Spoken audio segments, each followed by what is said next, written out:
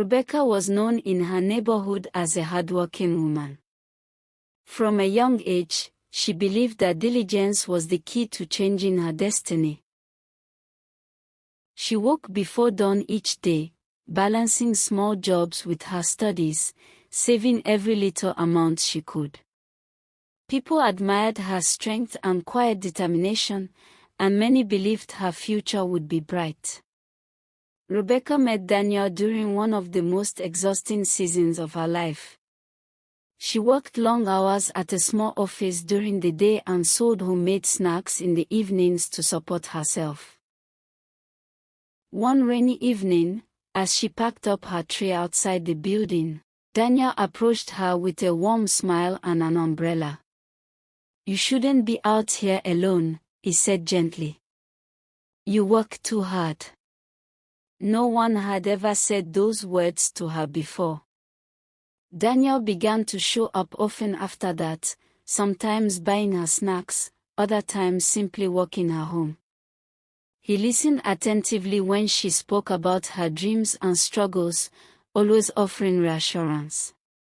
He prayed with her, spoke about faith, and claimed he admired hardworking women. To Rebecca, he seemed God-sent. Their courtship moved quickly. Daniel introduced her to friends who praised his generosity and success. He spoke of marriage as protection and destiny, promising her peace after years of struggle. Though Rebecca felt a quiet unease at times, she dismissed it, believing love required trust. Within a year, they were married. It was a simple wedding, but it held aura and was the talk of the town. She had married a wealthy man, no more struggle, no more stress. She had married a man who loved her and she didn't care about anything else.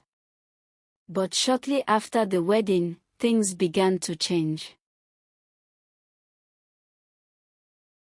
Daniel grew secretive and distant. He often left the house at odd hours and forbade Rebecca from asking questions. Strange objects appeared in their home, and his affection turned into control. Rebecca felt an unexplainable heaviness around him, as if fear itself lived under their roof. One night, Rebecca overheard a conversation that shattered her world. The house was unusually quiet that evening. Daniel had returned home unusually late, his clothes carrying the smell of smoke and unfamiliar incense. He did not greet Rebecca, nor did he acknowledge her presence. Instead, he locked himself in the spare room. The room he had forbidden her to enter after their wedding. She had always wondered what was behind the closed door. Rebecca lay awake, her heart pounding for reasons she couldn't explain. A strange restlessness pulled her from the bed. As she walked past the spare room, she heard Daniel's voice, low, urgent, and trembling. She stopped. Through the slightly open door, she heard him speaking on the phone. "It must be done before the next moon," Daniel said. "She trusts me completely. After the ritual, everything will change." Rebecca's breath caught in her throat. Daniel continued, unaware he was being heard. "She is perfect, hardworking, prayerful, pure. That's why she was chosen. The sacrifice has to be someone close.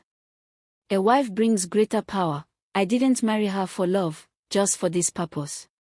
Rebecca felt the world tilt beneath her feet, her knees weakened. Her hands shook as she pressed herself against the wall, struggling not to cry out. Her own husband was speaking of her life as if it were an object to be exchanged. In that moment, every strange behavior, every rule, every secret suddenly made sense. Daniel laughed softly. "After it's done, no one will ever suspect me." Tears streamed down Rebecca's face as she silently backed away.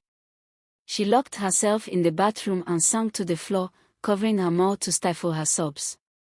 Fear wrapped around her like a heavy chain. With no one else to turn to, Rebecca whispered a prayer. She was now a prisoner in her own home. Daniel had stayed at home the next day watching her every move like a hawk watching its prey. She watched the time tick by and it was nighttime. She prepared dinner as usual and pretended to be her usual cheerful self. Her heart was heavy. She whispered prayers of safety anytime she could. But there was no escaping this horror about to befall her.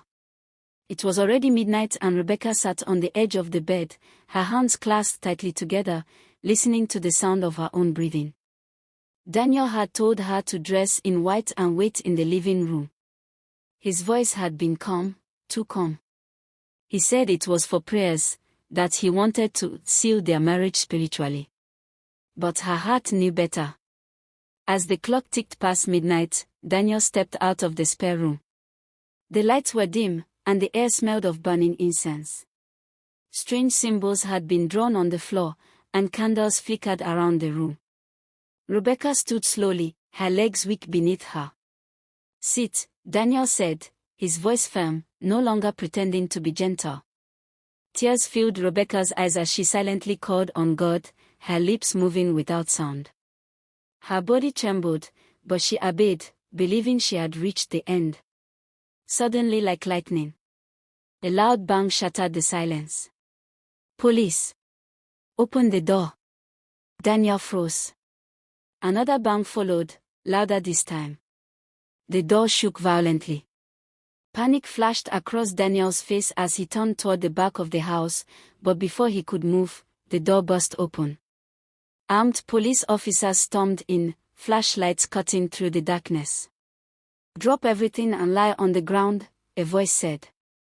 Daniel tried to protest, stammering excuses, but within seconds he was forced to the floor and handcuffed. The candles were kicked aside, and officers quickly secured the room. Rebecca remained frozen, unable to move. A female officer rushed to her side, gently placing a blanket around her shoulders. "You're safe now," the officer said softly. "You're safe." At that moment, Rebecca broke down. She cried uncontrollably, clutching the blanket as if it were the only thing keeping her upright and safe. The weight of fear she had carried for months collapsed all at once. As she was escorted outside, the cool night air filled her lungs like freedom. Neighbors watched in shock as Daniel was laid out in handcuffs, his head bowed, his power gone.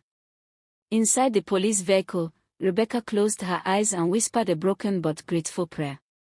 She didn't know who had made the call, or how the police had arrived at that exact moment, but she knew this much without doubt. She had been rescued, and that was all that mattered. Not by chance. Not by luck. But grace.